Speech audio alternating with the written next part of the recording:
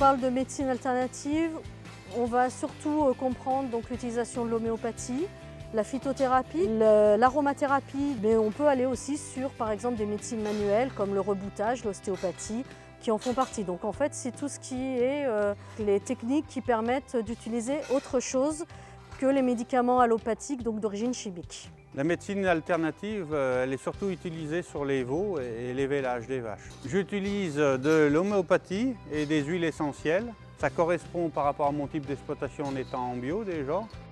Et donc l'homéopathie est utilisée systématiquement sur les veaux dès la naissance pour les aider à l'immunité.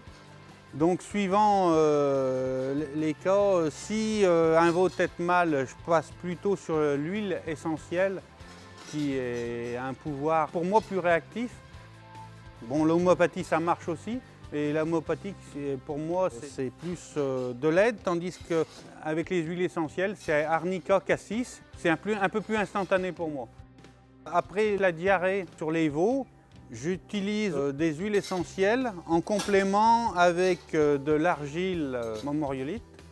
J'utilise des bassines de minéraux avec des plantes, donc des bassines à lécher à libre distribution. Il y a un effet antiparasitaire.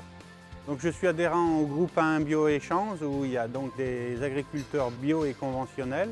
Pour se perfectionner, on a donc fait des formations en homéopathie par le biais de la Chambre d'agriculture.